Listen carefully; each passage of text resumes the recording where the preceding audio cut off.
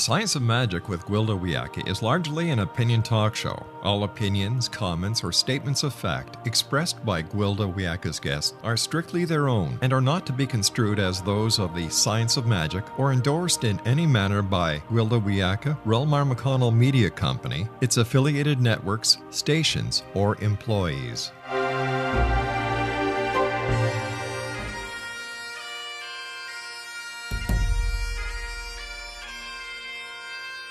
Welcome to the Science of Magic with Gwilda Wiyaka, a program dedicated to uncovering the unified nature of reality and humanity's ever-evolving place as truly galactic beings. For more information on the Science of Magic with Gwilda Wiyaka, visit us online at www.thescienceofmagic.net.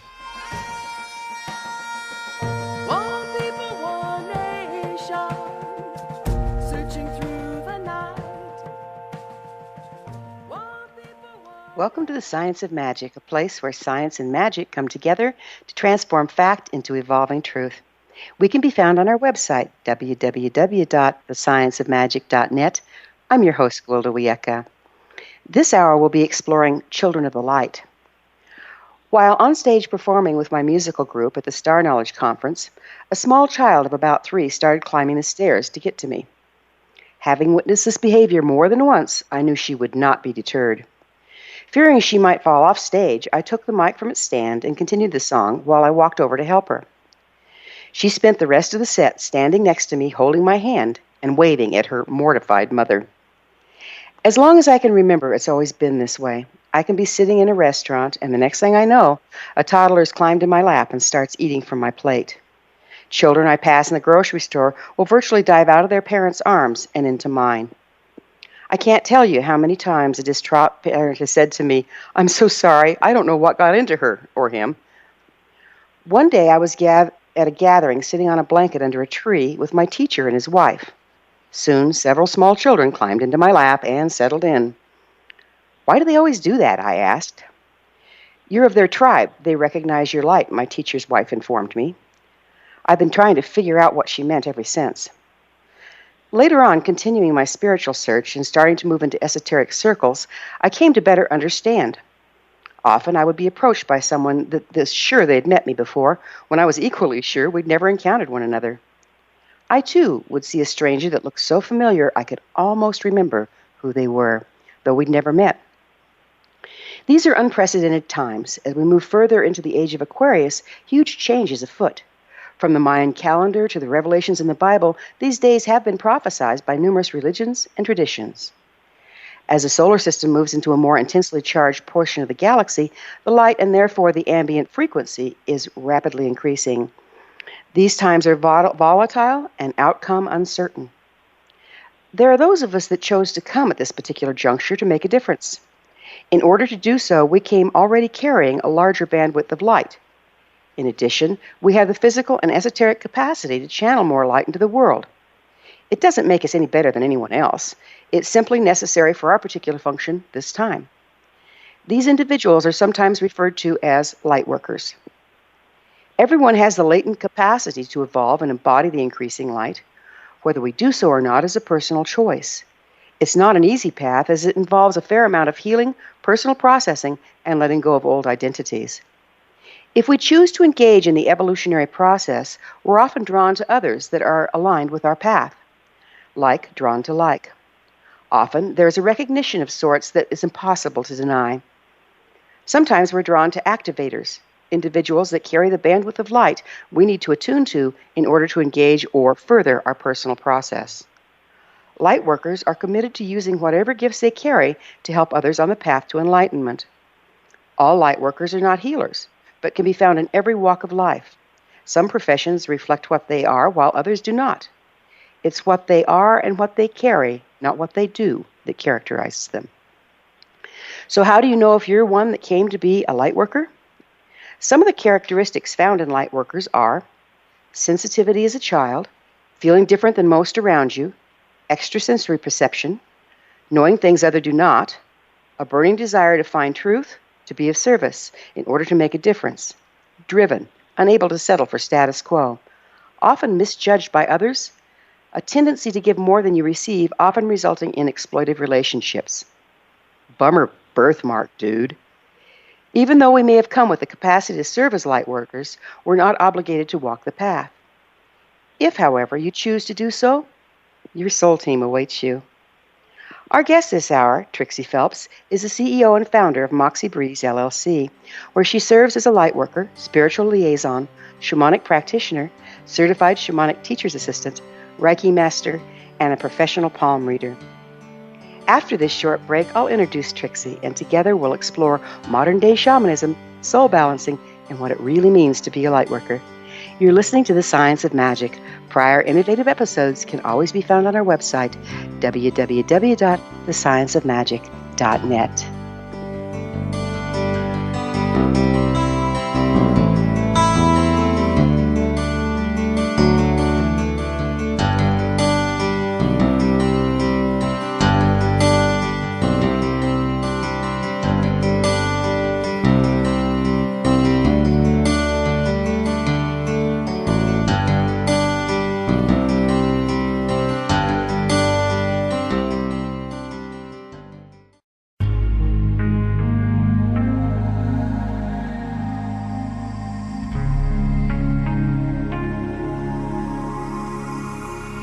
The scientist and the mystic have been on an age-old, relentless search with one thing in common. They seek truth. Their paths converge in the 40,000-year-old practice of shamanism, an ancient science delving to the quantum level of life, facilitating healing, manifestation, and evolution.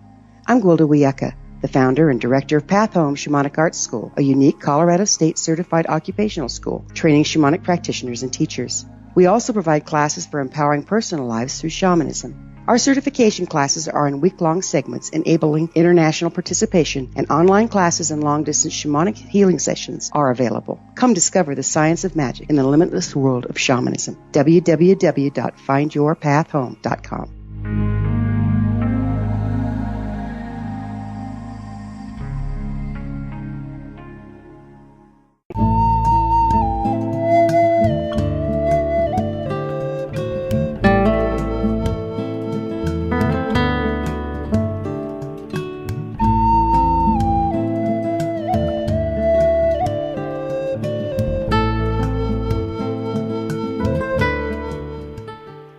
Welcome back. This is The Science of Magic, dedicated to unification and evolution of consciousness. I'm your host, Gwilda Wiyaka.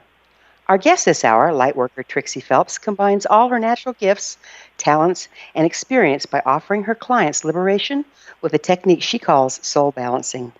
Trixie offers private sessions, group infusions, clearings, house clearings, palm readings, and teaches classes.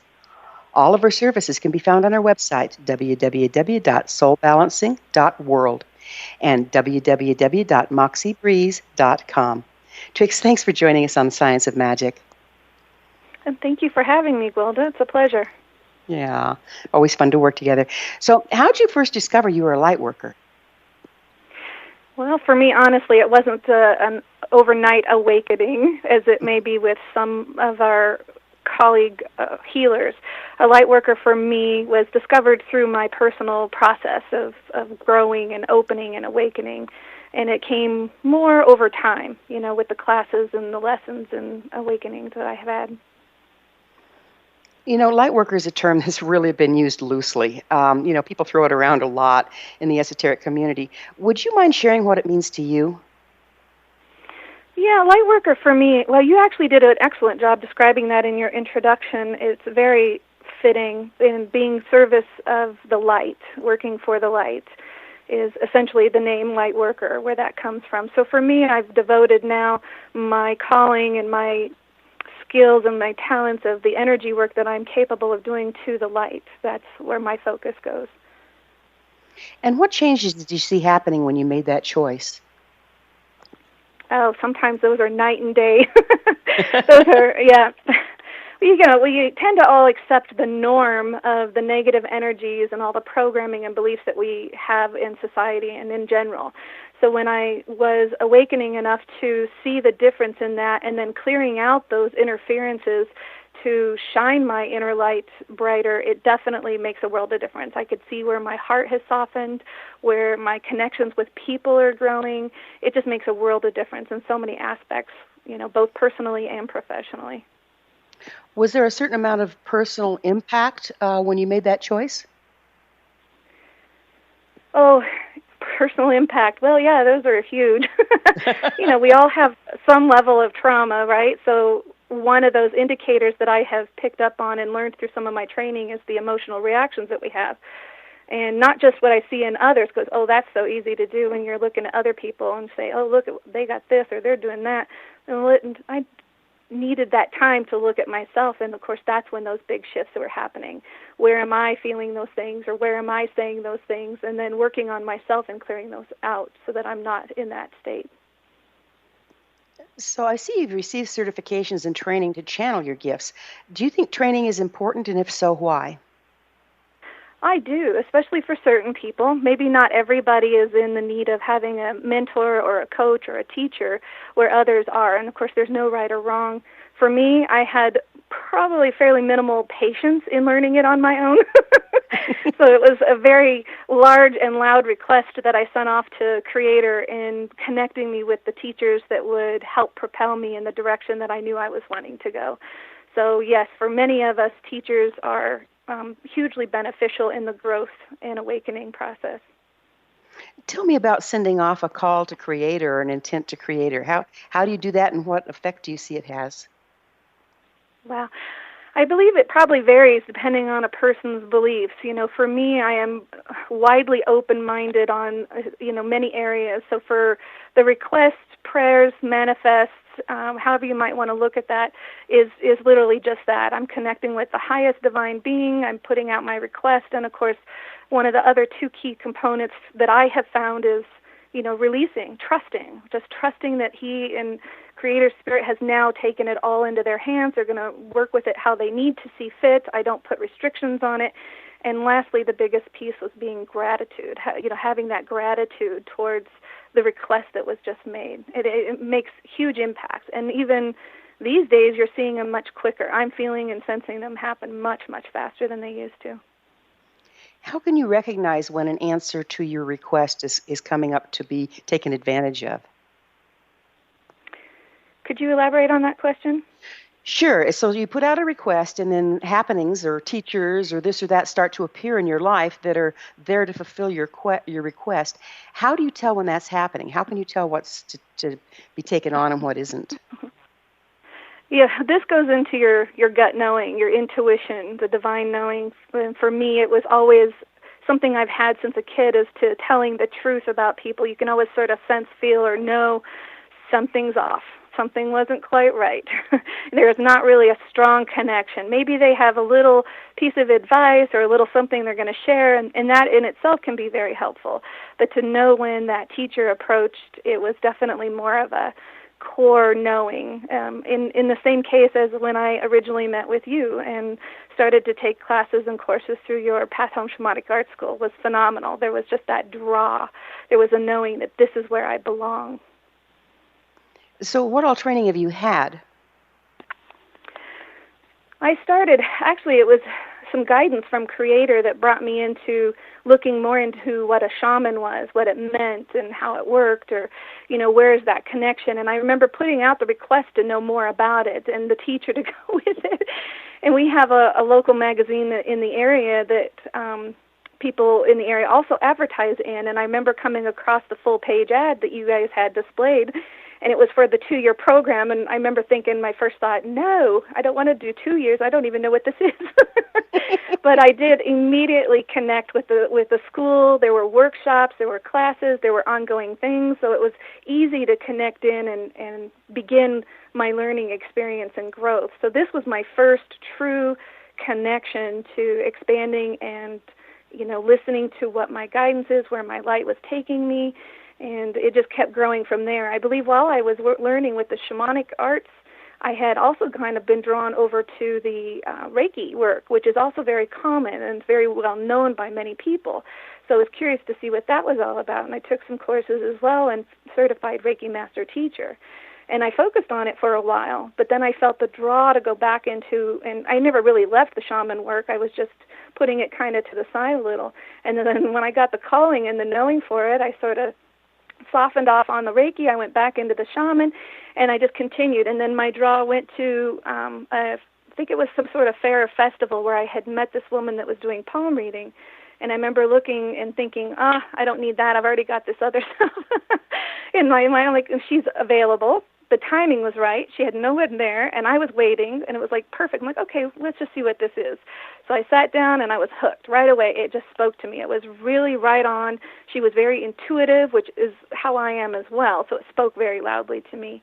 And then at the same time, I continue all the shamanic work that I was also learning and embracing all the different modalities and what that looks like, and then taking it further, to the present day, where I continue to work with another spiritual teacher on many fast-paced and modern and contemporary ways of working with the energy.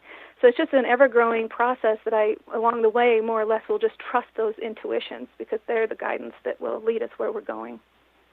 So it sounds to me like, rather than dabbling, which it might look like when we're taking a little this and taking a little that and putting it all together to create a form, it sounds to me like you went pretty much to the core of each of the forms. How do you find them dovetailing together? In the beginning, it was a feeling that they had to be kept separate, because they are each individually their own types of modalities. They each work in their own specific ways. When ultimately everything is energy. And when you're working within one modality, it's not exactly that easy to leave and segregate another modality. Well, again, because everything is energy. So I just found a way over time how to combine all the different modalities that I have trained in and picked up on, and any of the natural intuitive skills I had, and just combine them all into a process I now call soul balancing. You speak of the fast-changing new energies that present through the thinning veils. Would you expound on that, please? Yes, I see the veils as layers of frequency, right? So these frequencies, and again, everything is energy. The Earth goes through cyclic processes, as most things do, and at one point it was moving very, very slow, and the veils were very heavy, thick, and dense, which made it difficult for most of the common people to connect spiritually to oneness. And it used to be, if you wanted to, you'd have to go to those that did have that connection, like the shamans, the monks, or the wise ones. And now it feels as though, you can sense that the cyclic of the Earth is now at a point where everything is moving at a very rapid pace, and the veils are thinning, which are allowing more people to connect to the divine knowing, on their own. What personal work do you find you have to do in order to stay tuned up or up to date and well connected during these changes? Oh, that's a good question, for sure. Meditation is really not a thing for me. I don't sit still that well. And there's no right or wrong, there's no good or bad in anything that we're doing. And so finding what works for each of us is kind of the key. And for me, I do really well with those connections in that sense with let's say house chores. It's not something that many people like to do, but it's so mundane and it's so easy, and you don't really need to think about it, so your mind goes into more of this calm trance state that allows me to connect to my inner knowing and to the divine energies a lot easier. I also find that I do that with different crafts or activities, like when I wire wrap crystals and make my jewelry. So that's where I tend to work with my personal energy and picking up what I've been sensing or feeling about myself, whatever interferences I've had, whatever, judgments or emotions have come up, and then I make a note of them. I try and clear what I can on my own, and then I also connect with other colleagues if it's something that's too much for me or I'm not seeing it because I'm emotionally connected and those things. So for me, I definitely find my avenue in that way, and I try to do it a good 3 to 5 times a week on average. The more clear that I can be, the more available and present I am for my clients and students. That's beautiful. It's like you're taking the chop wood, carry water, and it kind of puts us into a meditative state, and then using that to do some soul searching. What a lovely way to go. Trixie, we're going to have to take a little bit of a break here, but we will talk more about how do we stay tuned up in this world where we're being bombarded with things that may or may not meet with what we need to be doing at the moment. We'll return to our discussion after this short break. You're listening to The Science of Magic. I'm your host, Gwilda Wiyaka. Do you want to hear more? Previous broadcasts of innovative episodes can always be found on our website, www.scienceofmagic.net.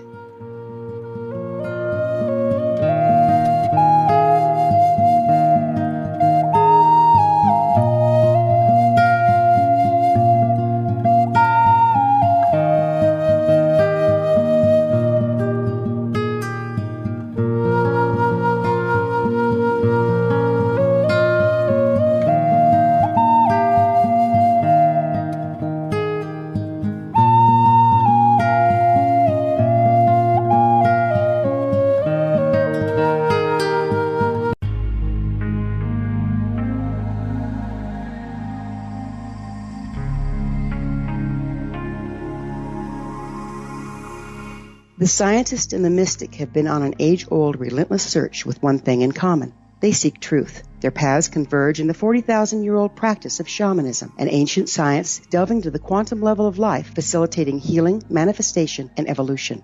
I'm Gwilda Wiyaka, the founder and director of Path Home Shamanic Arts School, a unique Colorado State certified occupational school training shamanic practitioners and teachers. We also provide classes for empowering personal lives through shamanism. Our certification classes are in week-long segments enabling international participation, and online classes and long-distance shamanic healing sessions are available. Come discover the science of magic in the limitless world of shamanism. www.findyourpathhome.com.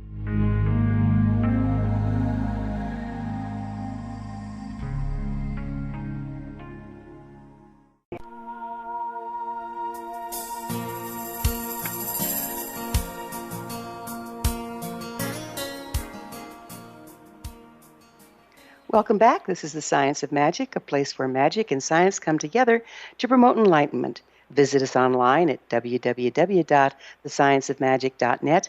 I'm your host, Gwilda Wiyaka. Our guest this hour is lightworker and shamanic practitioner Trixie Phelps. Her websites, www.soulbalancing.world and www.moxiebreeze.com. Trixie, we were talking about staying tuned up in order to be present, to be a light worker. How can you tell when you're getting behind that power curve? For me, it tends to show in my attitude, as well as how I'm feeling, towards myself or towards others. And so it could present in many ways, right? It could be the blockages, resistances. It could be sort of that anger and hum-ho feeling, we just kind of tune in, and I become more acutely aware of my feelings and emotions. And when I say, I think I mentioned earlier that I make a list of things that I pick up on that I know that needs work. Well, that list sometimes can be pages long. We're all human, and we all have these experiences from this life or past lives, and so it's a process. And I see things now as an opportunity to where, once you recognize what's happening, it's that opportunity to clear it. It almost makes me think of like a cyclic behavior. Many of the past lives that we've all experienced were for those lessons that we were looking to come in for. But somewhere in that process, it feels as though the cyclic process, it didn't complete. The clearing, the healing, the forgiving, the unconditional love was not part of that cyclic process, where now in this lifetime, in this incarnation, for many of us, our experiences are to learn that part of it, to finish that part. So I keep a note. I just try to be very conscious and aware of those things. It is a key, consciousness and awareness, right? Yeah. So it's obvious you're being a light worker is reflected in your career, but how else do you see it expressing in your life? Yes, this is another good question. Being a light worker or a healer, an energy worker of any kind at all, is not something that's necessarily distinguished separate from who you are as a person. Traditionally, of course, in the corporate world and in the society, we work as separate from home. It's not who you are, because you were working probably for somebody else, most likely. Being a light worker, the energy worker, healer, any of those aspects it is who we are. And it's how we treat ourselves, how we present ourselves, it's how we treat others, and it's just basically a way of life. I think, we're all light beings, right? That's what I believe. We are all creator incarnate. And so once I embraced that in my life, it became clear to me that it's the divine gift to shine my light wherever I go. So I hold my light within, my arm's length around me. This is sort of, you could say, the bubble in a sense. I'm found at one time in the beginning of learning that with our light, we would retract that energy or that knowing or that being a part of us, especially when we were around other people who, we didn't feel comfortable around, or we were at the store, places like that. We would retract our light. And then it became this knowing that I had that was not really a way of working with it. It was, I don't know, there was a feeling there that just didn't resonate. So it was being said to me to hold my light constant. So that is when I began doing that. Now it reflects on everything I do, anyone that I interact with, any clients, students, or the little crafts and, jewelry projects, anything at all, as well as my children and husband, pets, family, friends. It just involves everybody. And, of course, that frequency of the light that we hold within is at such a high, vibrant frequency that it resonates to those others around us. And either if they don't like it and it makes them uncomfortable, they'll leave, or if they do, that's how you're connecting with your tribe. Oh, beautifully stated. Trix, I know that you're a mother and a wife, and what advice do you have for balancing being a light worker with the needs of your family? Yes, this is another area that has been a big change for me. We've got 3 children, and our oldest is now out of the house. The other 2 are teenagers still in the house. And there's a gap in the age. So the first one, I could tell you that the raising of that child is very traditional in the society aspect, very strict and smothering and overprotecting and a lot of those older, denser, kind of heavier energies that just really restrict that individual from being able to experience their life in the way that they came to do so. And when that awareness came in for me, I now work in a relationship with my children, as well as my husband, actually, in honoring where they're at in their path. So allowing a little more freedom, allowing a little more understanding, and definitely allowing them an opportunity to speak what they're feeling around a situation so that they feel more connected or more involved, and they're being heard, and that's huge. So for me, it's a complete night and day difference in how I work with my family now. So tell us a little bit about how shamanism interfaces with being a light worker for you. Well, as I mentioned earlier, of course, my first teachings was with you through the Path Home Shamanic Art School, which was a huge foundational support for me in the training that's given, the subroutines that were created, the knowledge, the knowing, the trusting your imagination, your intuition, all these aspects that were taught were definite core foundations in establishing, the way I work now. So I've customized it a little bit, utilizing those teachings along with all the others and my knowing into the soul balancing technique, but it's definitely always been a very core foundation to the way I work in connecting with spirit even. Speaking of which, would you mind telling us about your soul balancing and how it works and what it is? And yeah, the term soul balancing has come to me over probably the last couple of years as I wanted to find a term or a phrase or something that would represent what I do. When you're out networking and marketing or, meeting people and they ask you what you do, sometimes that's really difficult in this field of work. And so I kept asking for that guidance and that knowing to find what would work for what I do and how I am of a service. And this balancing aspect, of course, came in first. And then as I would talk to people, and I kept that question sort of at the back of my mind every time I worked with clients, and somewhere along the way it came up again, and then it came up again, soul balancing, and I thought, that's perfect. That does say exactly what it is that I'm doing. So with all the techniques and modalities that I've trained with, that I've combined into this soul balancing aspect is just that. It's balancing your soul. And we're all, on some level, out of balance somewhere along the way for various reasons. What I do with the soul balancing is I'm looking at whatever is interfering with you, wherever you are on your path at that time. So I meet you where you are, and I remove those interferences, as well as bringing back the energies of you that do belong. This creates that balance within. Beautiful. So what advice do you have for light workers about combining modalities? For me personally, because of how I have experienced it, I don't see any reason why you couldn't. I mean, the traditional, let's say the Reiki and even the traditional shamanism is very, very powerful and very accurate and very useful. And those are based on, 4,000 years back? I mean, they're very core founded, right? So there's a lot to say to that. And in giving so, nowadays with the veils thinning and the connections that we can so easily have with spirit and creator, my gut's like, well, why not? Why not combine what you need in order to make your path easier or your connection with others clearer, or, that just is that knowing that came forth for me, that there, again, was no way to easily separate the two when everything is already energy. How do you know which modality or grouping of modalities to use for each of your clients? Yes, that's a good question, too, because as I had combined them, it would seem as though, they're just all going to be one and the same. And then that's not true either.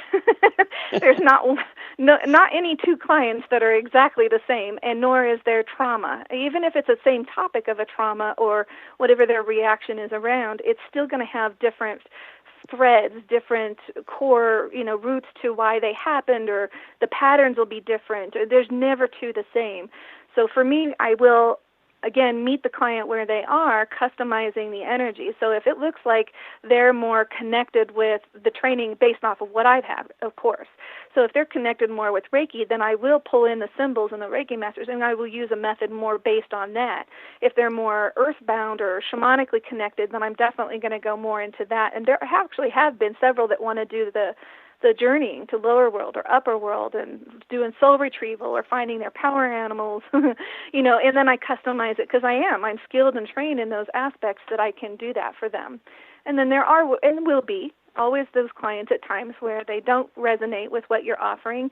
And this is key. This is key in my mind because it's not about me. It's all about them. It's about their evolution, their liberation, and finding their path. So for me, if I can't fit or feel what they're looking for, then I will recommend them to somebody else because it's about Very getting nice. them what they need. We're going to have to take another little break here, but we will be back on the flip side. You're listening to The Science of Magic, the place where altruistic professionals of science and the esoteric create common ground for the betterment of our world. You can always listen to previous broadcasts on our website, www.thescienceofmagic.net.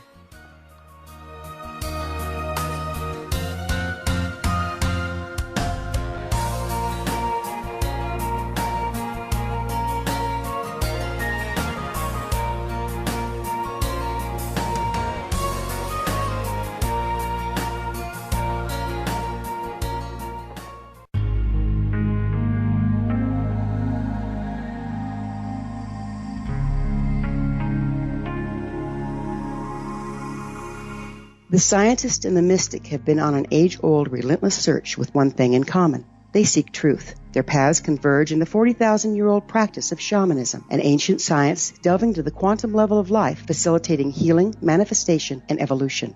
I'm Gwilda Wiyaka, the founder and director of Path Home Shamanic Arts School, a unique Colorado State certified occupational school training shamanic practitioners and teachers. We also provide classes for empowering personal lives through shamanism. Our certification classes are in week-long segments enabling international participation, and online classes and long-distance shamanic healing sessions are available. Come discover the science of magic in the limitless world of shamanism. www.findyourpathhome.com.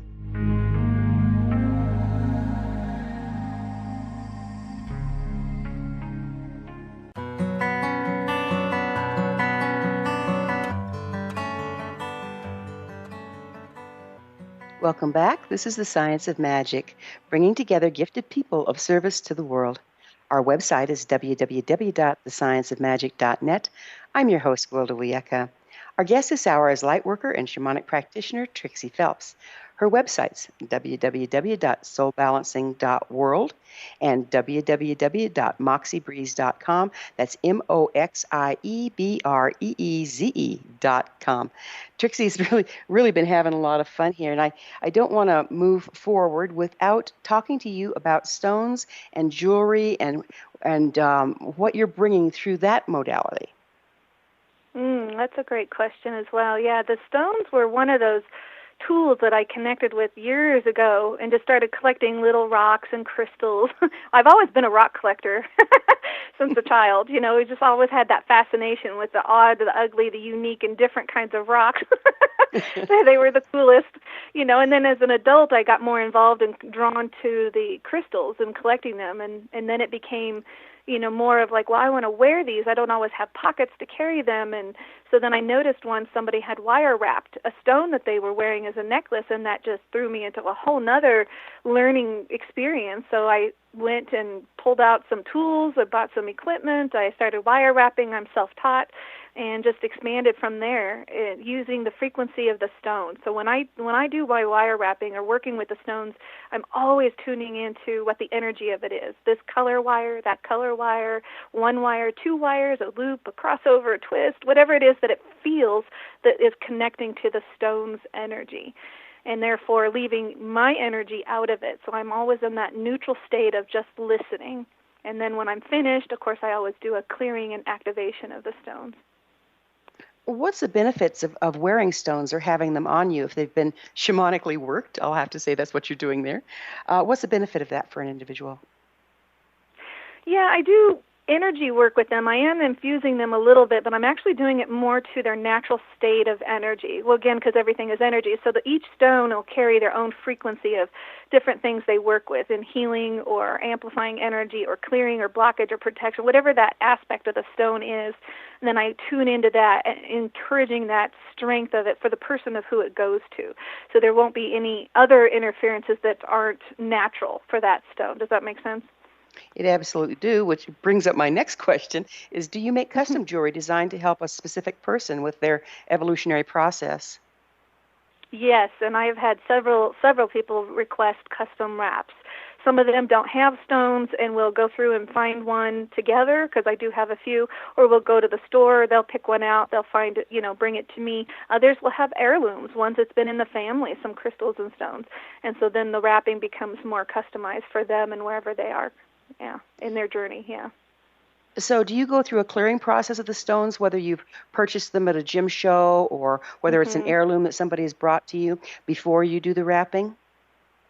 Yes, yeah. I definitely clear them because I don't want to read into any previous energies that aren't really natural for the stone. So I definitely clear them. I have a process that I use where there's a blessing involved as well as to where it came from, the gratitude of the stone, the earth, anything that's connected with it in that aspect, clearing off anybody that's handled it, that's brought it to me at this point in time, and then working with it from a natural state as well as finishing the design, the wrap, and then infusing it with its natural energy.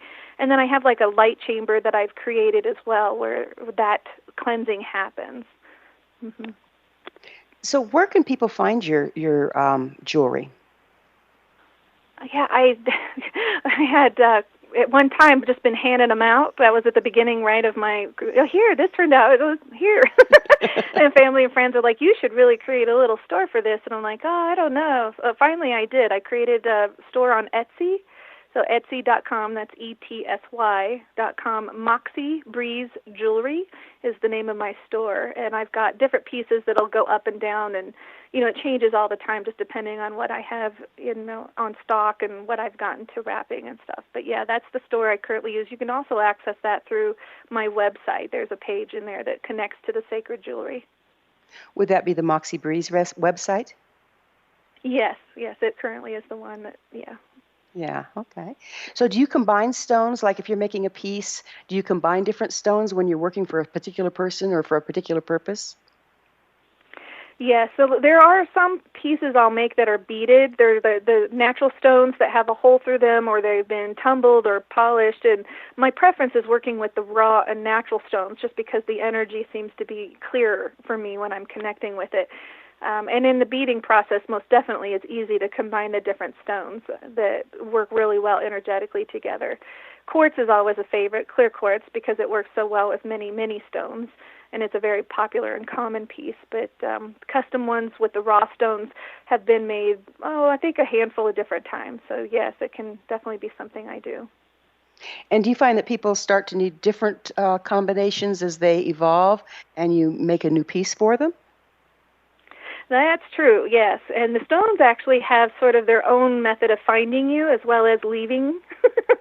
Sometimes we have a stone thinking that our connection is very strong, and then next thing you know, they're gone, or they found their way to another person. And I just honor that it was meant to happen that way, that for whatever reason that person is supposed to have that stone. And so, yes, they come and they go, both based on our interest and as well as, the consciously or unconsciously, basically. The stones will find us or we find them. Great. So what do you do in your shamanic practice? Are you working when you're doing the stones? Are you weaving in shamanism when you do that?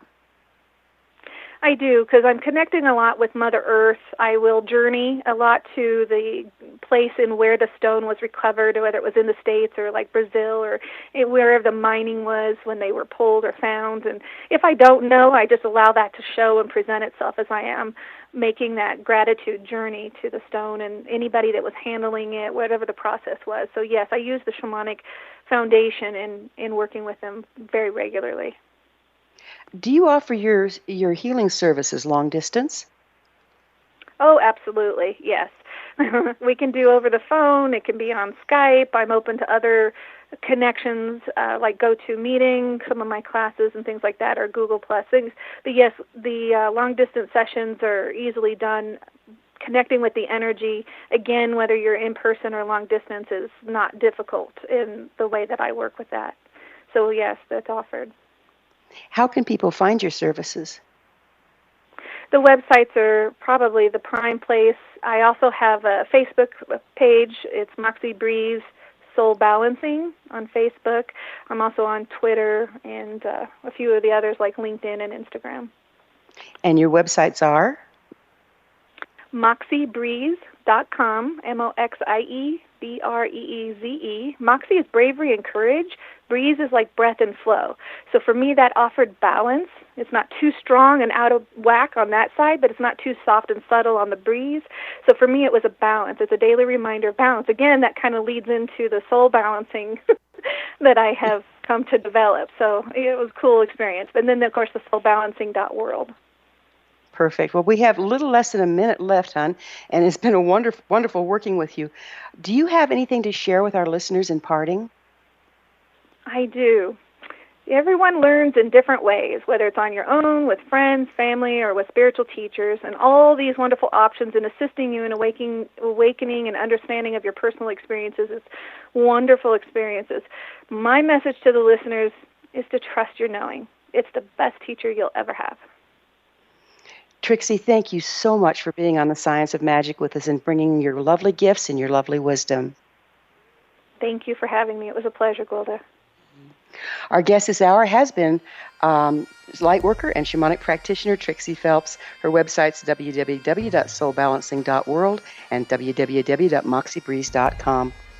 This has been The Science of Magic.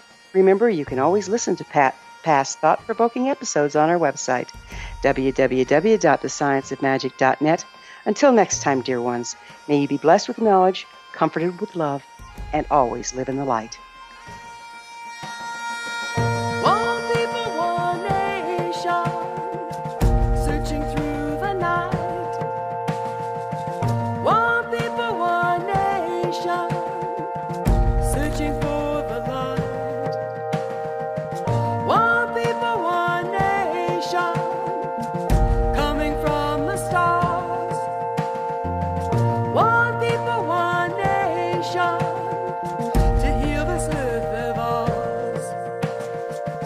Our gracious Mother Earth.